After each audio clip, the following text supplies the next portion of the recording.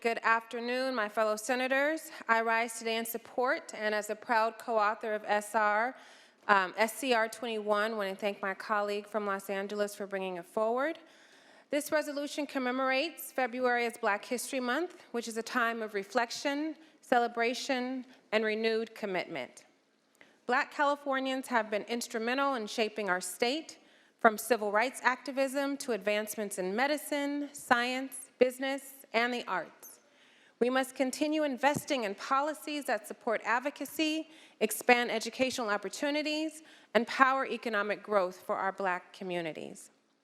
As a physician, I also see this month as an opportunity to honor countless Black doctors, nurses, and healthcare workers who have transformed medicine, championed health equity, and inspired a future of Black medicine. This month reminds us of the ongoing need to fight for comprehensive, equitable, high-quality, and culturally sensitive care for all. The history of Black health in America is deeply intertwined with the broader fight for racial justice.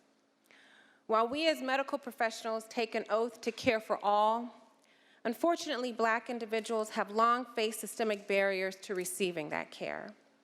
Historical injustices, including medical experimentation, surgeries without consent, and the exploitation of Black bodies for research reflect a deep-seated racism that unfortunately we still see in healthcare. Yet despite these challenges, many Black health leaders have made groundbreaking contributions that have advanced medicine and sparked the important work of addressing long-standing disparities. Pioneers like Dr. Charles Drew, Dr. Daniel Hale Williams, Dr. Jane Cook Wright, and Dr. Rebecca Lee Crumpler, just to name a few, were monumental in paving the way for a more just system. Black medical professionals today still continue to drive progress in public health, yet Black Americans still face several health disparities, including higher chronic disease rates, shorter life expectancy rates, and the alarming increased rates of maternal and infant mortality. A diverse healthcare workforce is essential to closing these gaps, yet Black professionals remain underrepresented in medicine. I remember when I was coming to the Assembly, I was conflicted because my departure from being a full-time practicing OBGYN meant that San Diego would only have 4 Black female OBGYNs instead of the 5 when I was practicing there at the time. Efforts to expand diversity are now under attack with this new administration. With misleading narratives attempting to discredit DEI initiatives, they are not only false, they actively perpetuate health inequities. As we look ahead, I envision a diverse workforce of healthcare providers ensuring access to culturally competent care.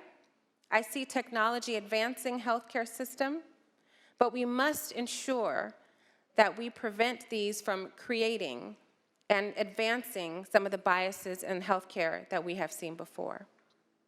And most importantly, we must work towards a future where Black Californians flourish and thrive, supported by trusted healthcare professionals and receiving the highest quality care that we all deserve.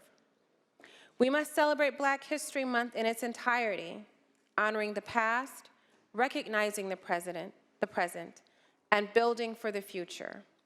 True commemoration means more than just reflection. It requires a renewed commitment to justice and equity.